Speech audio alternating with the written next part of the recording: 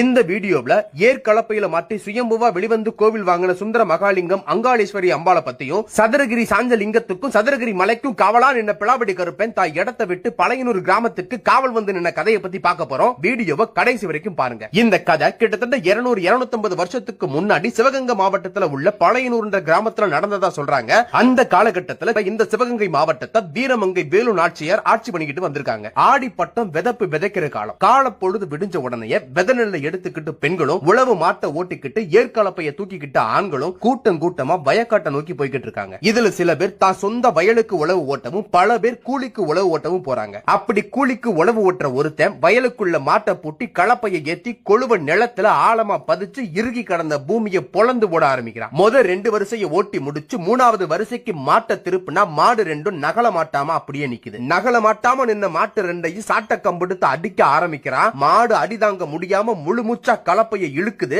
கலப்ப மண்ணுக்குள்ள எதையோ இறுக பிடிச்சதால மாட்டால நகல கூட முடியல. அதனால கலப்பையை தூக்கி நகட்டி ஊண்டவும் முடியல, மாட்டை அடிச்சு நகர்த்தவும் முடியல. இப்படியே நின்னா பொழப்பு கெட்டு போகும்னு உழவு ஓட்டாம போனா கூலி கூட கிடைக்காம போகும் நினைச்சுக்கிட்டு சாட்டை கம்பெடுத்து மாட்டை வெளுத்து வாங்குறான். ஒரு அங்குலம் மட்டும் மாடு நகண்ட நிக்குது. அப்படி ஒரு அங்குலம் நகண்ட உடனே உழவு ஓட்டுனவன் மண்ணை விட்டு கொழுவை தூக்குறான். கொழுவோட முனையில ரத்தம் ஒட்டி இருக்கு. இறுகி கடந்த மண்ணை பொளந்து போட்ட கொழுவோட முனையில எப்படி ரத்தம் ஒட்டி இருக்குன்னு பாக்குறான். மண் வெட்டியை எடுத்து கொழு மாட்டின இடத்துல தோண்டி பாக்குறதுக்காக வெட்டுறான். நிறைஞ்சு கிடந்த கம்மாயில விரிசல் விட்ட கரவழியா பீச்சி அடிக்கிற தண்ணி மாதிரி மண் வெட்டி வெட்டின இடத்துல ரத்தம் பீச்சி அடிக்குது. பாதி கூட உழுகாத வயலுக்குள்ள ரத்தம் ஆறா ஓடுது. அடிச்சு ஓடுற ரத்தத்தை பார்த்து உழவு ஓட்டுறவன் பயந்து போறான். காட்டுக்காரங்கிட்ட தகவல் சொல்ல வயக்காட்டை விட்டு சிட்டா பறந்து போறான். ஊருக்குள்ள போய் காட்டுக்காரனை தேடி ரத்தம் ஓடி வந்த கதையை சொல்றான். அதை கேட்டுட்டு காட்டுக்காரனுக்கு அவன் சொன்னது பொய்ன்னு தோணுது. கொடுத்த வேலையை ஒழுங்கா பார்க்காம ஊரை சுத்தி புட்டு என் தலைய பார்த்த உடனே பண்ண தப்ப மறைக்கிறதுக்காக கதையெல்லாம் சொல்றான்னு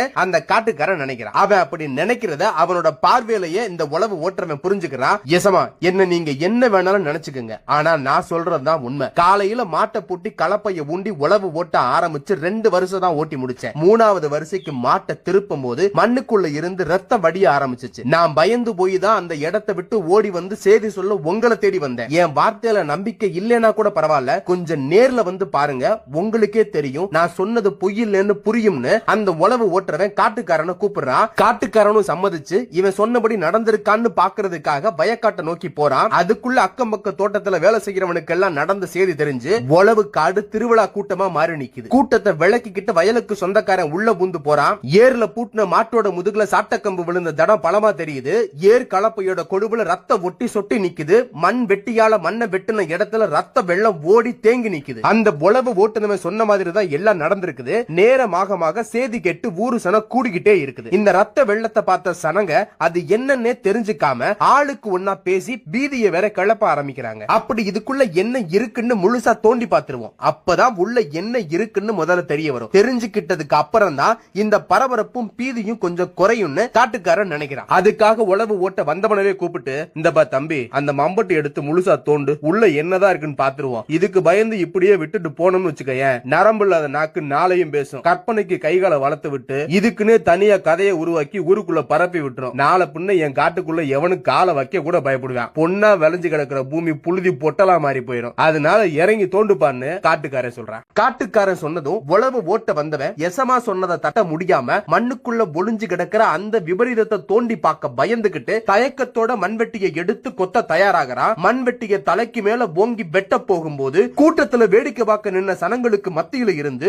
ஒரு பொண்ணோட சத்தம் சாமி இறங்குற மாதிரி ஆவேசமா கேட்டதும் கூடி நின்ன சனத்தோட மொத்த கண்ணும் அருளரங்கி ஆடும் அந்த பொண்ணு பக்கம் திரும்புது. அந்த கூட்டத்தில் நின்ன பழையனூர் ஊர் பெரியவங்க முன்ன வந்து நின்று அருளரங்கும் பொண்ணை பார்த்து பக்தியும் பயமும் கலந்தபடி, விடிஞ்ச பொழுது நல்ல பொழுதா கெட்ட பொழுதான்னு தெரியல, ஊருக்குள்ள நடக்கிறது எல்லாம் நல்லதுக்கா கெட்டதுக்கான்னு புரியல, ஓடி நிக்கிற ரத்த வெள்ளத்தை பார்த்து ஊரே பயந்து நிக்குது. எங்க பயத்தை போக்கி ஊரை காக்க சாமியே இறங்கி இந்த புள்ள உடம்புல நிக்கிறதா தான் நாங்க நம்புறோம். வந்து நிக்கிறது யாருன்னு சொல்லு, நடக்கிறது நல்லதா கெட்டதான்னு விலைக்கு சொல்லுன்னு கேட்டதும் கண்ணை விரிச்சு முழிய உருட்டி நாக்க திருத்தி நான் தான் வந்திருக்கேன்னு மொத்த வார்த்தை கொடுத்ததும் மொத்த ஊரோட சலசலப்பும் அடங்கி போகுது. கேள்வி கேட்ட ஊரு பெருசோட குரல் கொஞ்சம் பணிஞ்சு போகுது. நான் தான் மொட்டையா சொன்னா நாங்க எப்படி கண்டுபிடிக்கிறது? இன்னாருதான் வந்திருக்கேன்னு நீயே சொல்லு. ஏற்கனவே என்ன நடக்குதுன்னு தெரியாம பயத்துல கிடக்கிற சனத்தை நாக்க மடிச்சு காட்டி பயமுடுத்துறது நியாயம் இல்ல. சாந்தமா இறங்கி வந்து சங்கதியை சொல்லுதாயே. வந்தது யாருன்னு சொன்னா போதுமா? அடையாளமா இல்ல அடையாளத்தை சொல்லித்தான் நிரூபிக்கணுமா?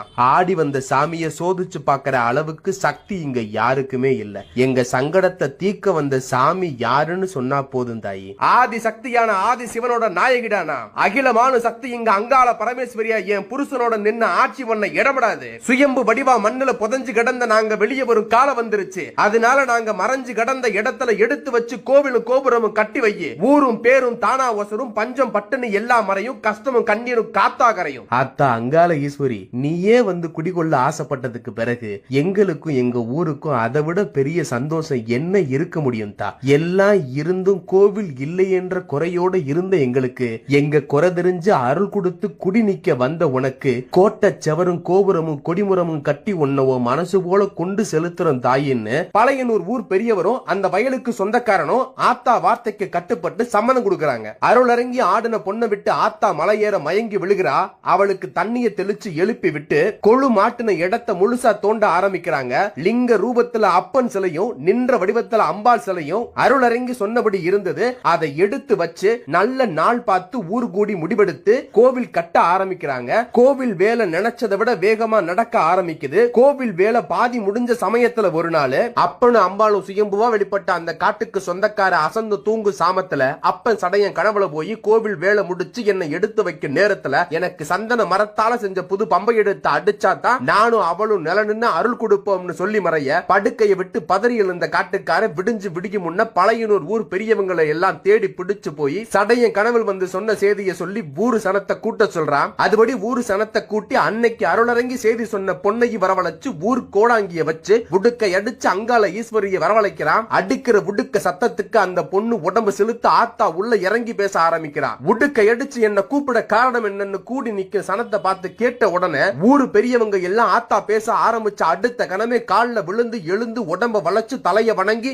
தாயி நேத்து சாமத்துல இந்த காட்டுக்காரன் கனவுல வந்த அப்ப ஈசன் பம்ப கேட்டதா சொன்னான். அதுக்கு உங்ககிட்ட உத்தரவு வாங்கத்தான் உன்னை உடுக்கை அடிச்சு வரவழைச்சன் தாயின்னு சொன்ன உடனே அப்ப சடைய சாம கனவில் சொன்னதை ஆத்தா வார்த்தை மாறாம எடுத்து சொன்னா. ஆத்தா அதை சொல்லி முடிக்க மறுவார்த்தை பேசாம தலையாட்டி அவளை மலையேத்தி அனுப்பி வச்சுட்டு பேச்சுவார்த்தையை ஆரம்பிக்கிறாங்க. காட்டுக்காரன் கனவுல வந்து சொன்னதை ஆத்தா வந்து உறுதிப்படுத்திட்டு போயிட்டா. இப்ப கோவில் வேலையை முடிச்சு கும்பாபிஷேகம் பண்றதுக்குள்ள அப்ப ஈசன் கேட்ட மாதிரி சந்தன மரத்தால செஞ்ச புது பம்பைய நாம செஞ்சு முடிக்கிறதா நம்ம வேலை. ஆனா இப்ப சந்தன மரத்துக்கு நாம எங்க போறது? நம்ம பகுதியில அந்த அளவுக்கு விளைஞ்ச சந்தன மரம் கிடையாது. நல்லா விளைஞ்ச சந்தன மரம் வேணும்னா மலைகளுக்குள்ளதான் போய் வெட்டணும். நமக்கு தெரிஞ்சு நல்லா விளைஞ்ச சந்தன மரத்தை வெட்டுறதா இருந்தா சதுரகிரி மலைக்கு தான் போகணும். அங்கதான் பெருங்கொண்ட மரம் எல்லாம் இருக்கும். தூரத்தை கணக்குல வச்சுக்கிட்டு அங்கிட்டு இங்கிட்டு தேடி அலைஞ்சு நேரத்தை கடத்துறதை விட அங்கேயே போய் வெட்டிட்டு வர்றதா சரியா வரும். இப்ப மரத்தை வெட்டுறதுக்கு நம்ம ஊருக்குள்ள ஊருப்பட்ட பயம் இருந்தாலும் வகை பார்த்து வெட்டுறதுக்கு தெளிவான ஆள் நம்ம ஊர்ல எவனுமே கிடையாது. அதுக்கு என்ன பண்ணலாம், யார கூப்பிடலாம், உங்களுக்கு யாரையாவது தெரிஞ்சா சொல்லுங்க.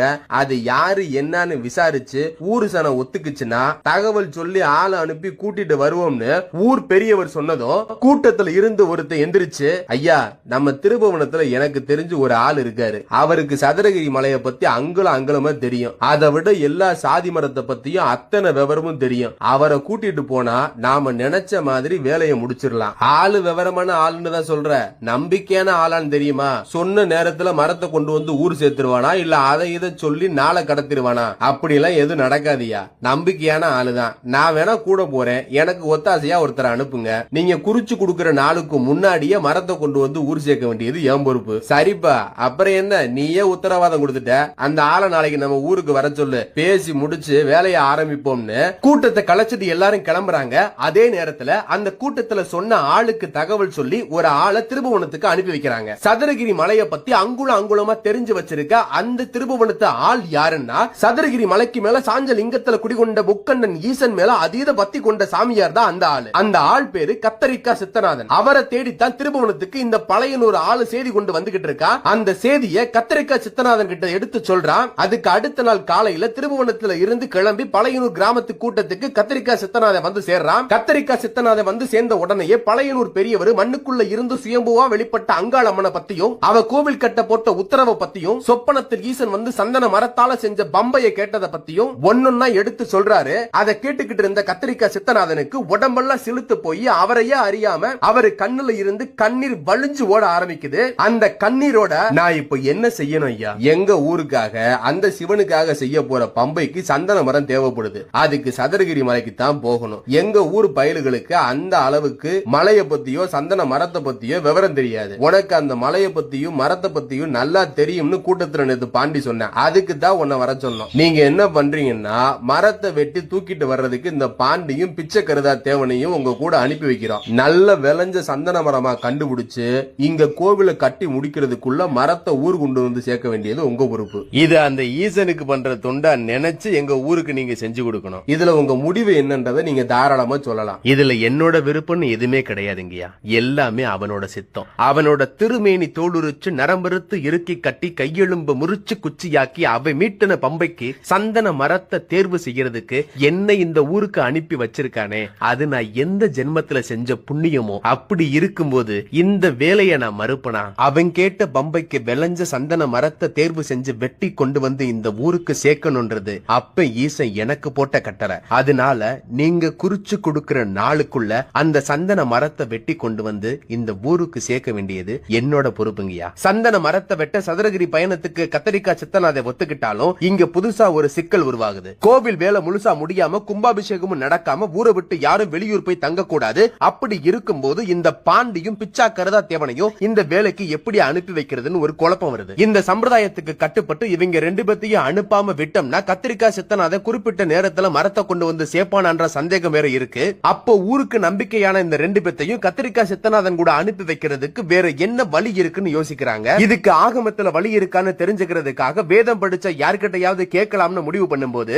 மரத்தை பத்தியும் மலையை பத்தியும் தெரிஞ்ச கத்திரிக்காய் சித்தநாதனுக்கு வேதமும் தெரிஞ்சதால அவனே ஒரு வழியை சொல்றான். அம்மையும் அப்பனையும் கருவறை நிறுத்தி கலசத்தை ஏத்தி கும்பாபிஷேகம் பண்றதுக்கு பதிலா சின்னதா அவங்க விக்கிரகத்துக்கு ஒரு பூஜையை பண்ணா போதும், உங்க தயக்கத்துக்கு பலி கிடைக்கும். அதுக்கு அப்புறம் நீங்க கும்பாபிஷேகம் பண்ணிக்கலாம்னு ஒரு யோசனையை சொல்றான். அதுபடி பூஜைக்கான எல்லா வேலையும் தயாராகுது. கத்தரிக்காய் சித்தநாதன் சொன்னபடியே பூஜை எல்லாம் திருப்தியா முடியுது. பூஜை எல்லாம் நல்லபடியா முடிஞ்சதுக்கு அப்புறம் சதுரகிரி பயணத்துக்கு தேவையான எல்லாத்தையும் தயார் பண்றாங்க. மரத்தை வெற்ற கோடாடியில இருந்து வழி பயணத்துல பசிக்கு தேவையான சாப்பாடு எல்லாத்தையும் கட்டி எடுத்துக்கிறாங்க. ஊரே வழி அனுப்பி வைக்க பாண்டியும் பிச்சையும் கத்தரிக்காய் சித்தநாதனும் பொடி நடையா சதுரகிரியை நோக்கி நடக்க ஆரம்பிக்கிறாங்க. இவங்க மூணு பேரும் அவங்க வேகத்துக்கு பொறுமையா நடந்து வரட்டும். நாம அவங்களுக்கு முன்னாடி சதுரகிரி மலைக்கு போயிடலாம்.